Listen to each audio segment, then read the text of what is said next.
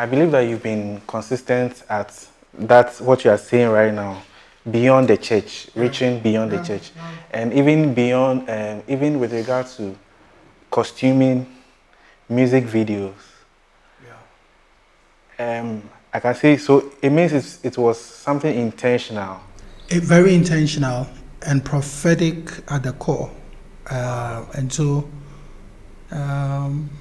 you know, those were the era of people doing gospel music for 600 Ghana cedis and 200 Ghana cedis. Because all you need is a nice hall or beautiful flowers. Or if you are not angry and you want to add nature, all you need is the sea. So, we did God bless me. I wanted to shoot a video. Who was the best video guy? Asihene was one of the best guys shooting for Sarkodie, VIP, and all these people. Asihene, how much will they charge today? Say 15K. 15K. This time. It's not. Even today, if I dash you 15K, you'll be happy. But 2011, 15K was like a lot of money. Wow. Yes. And it was groundbreaking, you know, because all you needed was small money to get a video done. You know, we were thinking huge. And Asihene, he said that, he has found a studio in Kumasi, so we have to move to Kumasi. We gathered our team, about 30 people. We moved all of them from Accra. Of course, we got some from KNUST. At the time, Kumsin was a student there and all that, so we got some people there. And we did God bless me. But from the day we shot the video, it started trending because we put the back behind the scenes. And it was, I remember on our way back, Sonny Badu called me from London, said, hey, what are we going to do now? I said, we just went to shoot a video. Hey! And this song started entering the system, you know. And so, I mean, God, you know, basically, yeah. And so, I mean, God has used us to, I mean, today, it's not the same no more. I mean, and that concept of a revolution, you know, not only revolutionized Ghana, it was all over Nigeria. 2014, I was Artist of the Year, Africa. Wow. Yes, from Africa Music, Sonny Badu has won it. Sami Okposo has won it. Wow. Yes, and I was a winner for the 2014 one for Africa. So you can imagine the impact at the time. Wow. Do you understand? Of course, today Nigeria is huge like that, but I am one of the influences of African music when it comes to gospel music. You know. I have a lot of young artists today that know me through. There was a man who used to come for Ghanaian music, and he would play them in Nigeria. The station was X2D, so X2D would gather music from Africa and would play them in Nigeria, and so that was how I grounded like in Nigeria, like that, you know, yeah. Wow, that's incredible. And fun fact, that shoot at Kumasi, I passed through the set. It's part of the reason why. Yes, your face is very. Your face is. I know that. So we have a lot of moments. Mid-country. Remember any church in Kumasi called Mid-country? Very, very, very much. I was in Mid-country. I was in Mid. I remember. Yeah, I was in Mid-country. So. I remember I was there some 24th nights. Yes, but the early days, we were at a different place. We invited you, came there. When you moved to the different new place too, you came for the 29th, that one with the team. Yeah. Wow, but it's a beautiful thing. Yeah, but how has it been? How was it working with Asihene? I think Asihene is a creative genius. Yeah. Give Asihene anything, and he will bring his creative capacity to it and take it to another level. He's such a blessing, and I believe that without him, we may have just had a good song, but not a great video. Asihene made us have a great video. Wow. You know, it started. It became like a hammer, not hammer crusher, like a supernatural articulator. Yeah. Stations that never played gospel music started entering, started opening up, started getting nominations from Foresight TV. Foresight TV was purely entertainment, non-gospel. Yes, non-gospel, and we started featuring on gospel music. You see, on their station, and across sector, all over Africa, America, Europe, South Africa. It was crazy, you know. But that was even the era without social media or YouTube, or of course we put it there, but it wasn't big, you know. Yes. I think Asihene also worked on the Mercy part for your Mercy video. Asihene did part for Mercy, and I Win. Yeah, I Win too. Yeah. Yeah. Wow. It's perhaps my most played song. I feel God Bless Me was like the big thing, but like rather the energy I get when the people start hearing the intro for I Win is crazy, and so we're looking forward to great things in the future. Wow. Yeah. I mean, looking at the sound of I Win, I think you were like years ahead of the sound, if I should put it that way. Yeah, yeah. How you interpreted the thing, yeah, and all those elements. Yeah. I think you were just ahead of ahead of the sound. Wow. So we can say God Bless Me was like your breakthrough. Yes. God Bless. Wow. Every season were breakthroughs. Every season were breakthroughs from Okurayen. Okurayen actually introduced me to Ghanaian public. And Bad for Your Mercy also took it to another level, because Bad for Your Mercy also was huge, you know. And then God Bless Me came. God Bless Me took it to the like groundbreaking. That one, God Bless Me actually carried a whole generation with it, you know, because it started opening up. Ghanaians started asking, wow, this is from Ghana. What is the next thing? You know, like who are doing this? So it started spreading beyond myself, and everybody started, you know, like it started opening up a whole generation of musicians. Yes. Wow, wow, wow. So what are some of the sacrifices that you think went into it, apart from the move of God carrying the song? Finances. Sacrifice of finances, because I was recording live music, and at the time musicians were also being they were not taking good care of musicians financially. I decided to be at the time I started paying my musicians 200 or 300 Ghana.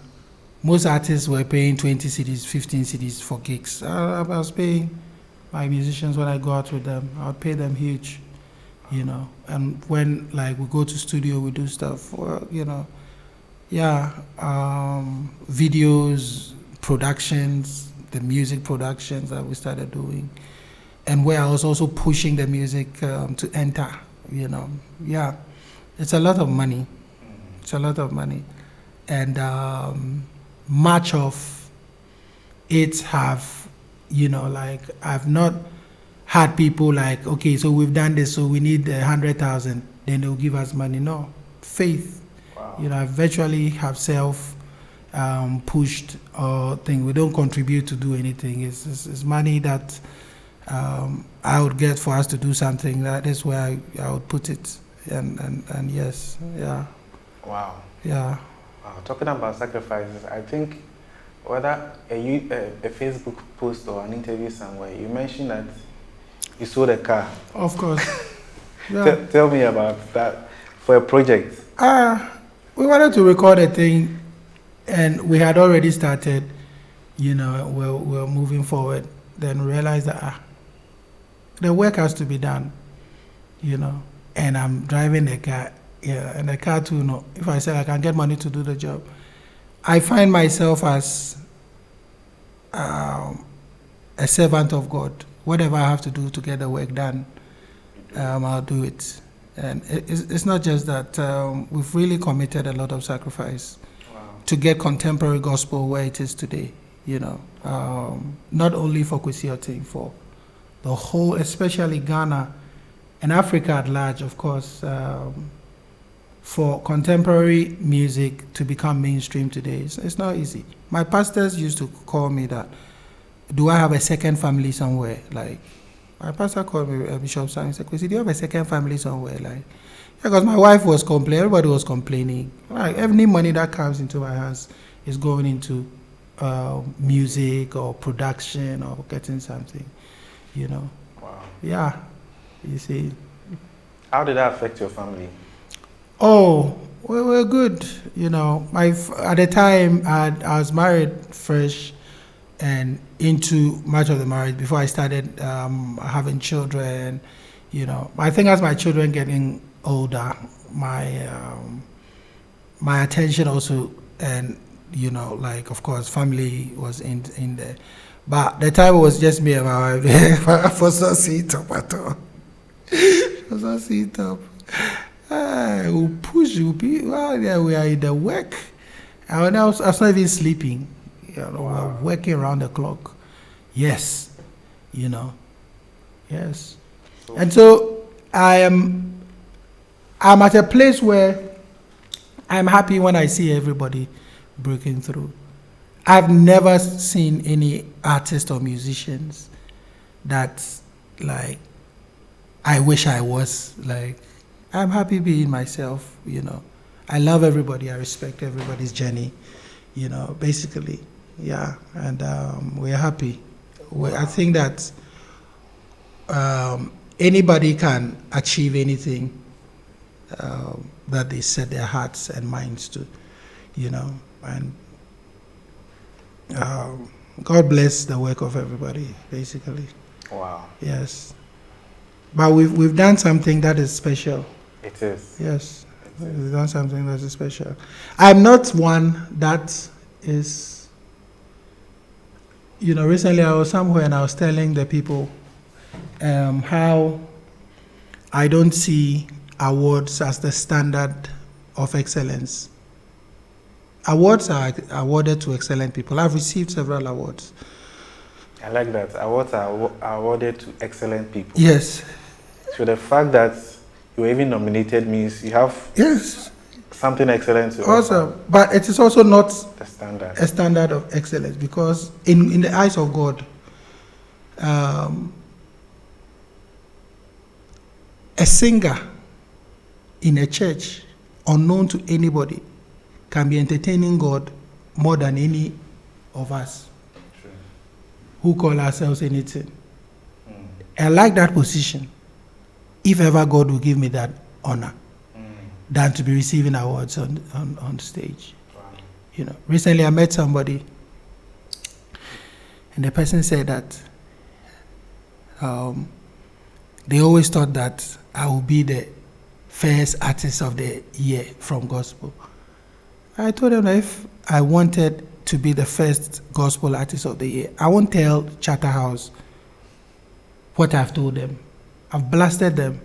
I've blasted several awards. I've called for boycotts of several awards. How many artists can do that? Even in the secular play, people, very little can do that. I did it from gospel. I blasted several things that they did to gospel musicians. Me, I never slept, because I never wanted their favor. I never want to be in any position where I feel I'm in the hands of man to help me.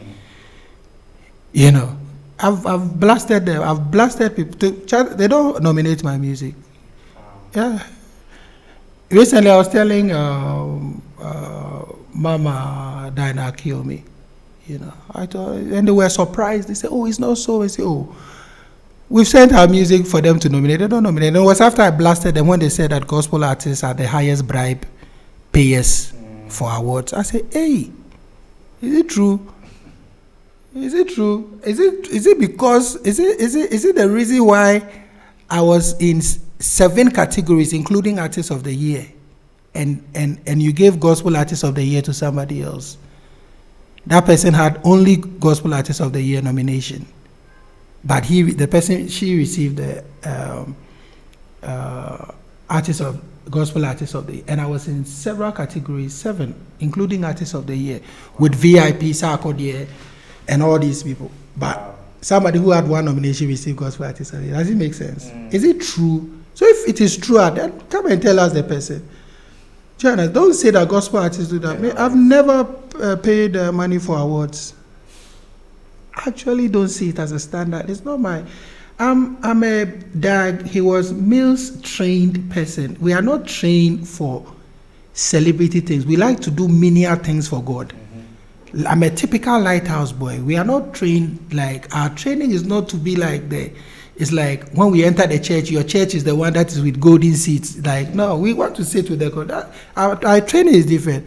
And so I've done things in my ministry, do you understand, for the good of the general kingdom. Gospel music was not respected like it is today. We fought for that thing. We sacrificed what people respect today for the status where the thing is right now. Wow.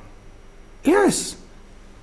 Wow. Yeah. So, did you, based on your outspokenness and, let's say, your activism for the gospel space, did you, at a point, become sabotaged? Oh, of course. Of course. Yes. I'm disliked by a certain level of in the industry likes quiet people and people who allow their mafia to continue. Do you see? I exposed a lot of the situation. Do you understand? For the good of everybody. And my motivation, like I'm telling you, I always want to be in the position where only God can help me. I don't want to be in a position where I think that, the man is my strength. Do you understand what I'm saying? I get you. So I'm able to do a lot of things that if you want something, you won't do. Yes. You know. So the other day I was telling the lady, Dana Kyomi, an inspiration to all of us, that when you sideline people and you do award ceremonies, do you understand? And then you say that you are happier. It's up to all of you.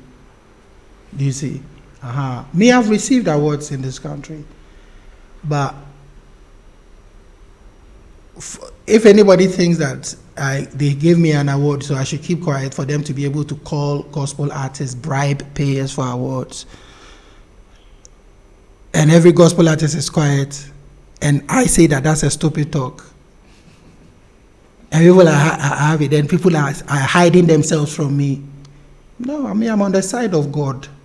I don't need man's correct validation. They say, oh, this one is the correct man. No, let all men say that I'm wrong. Do you understand? Wow. But if God marks me correct if I'm angry for people disrespecting the consecrated things of God, do you understand? And if they will say that, hey, let's do this, let's sideline this person, it's my badge of honor. All I want is respect, though.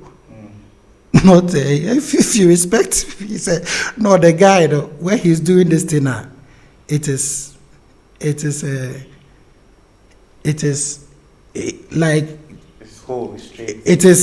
senior person that has done it. I know, and I'm here.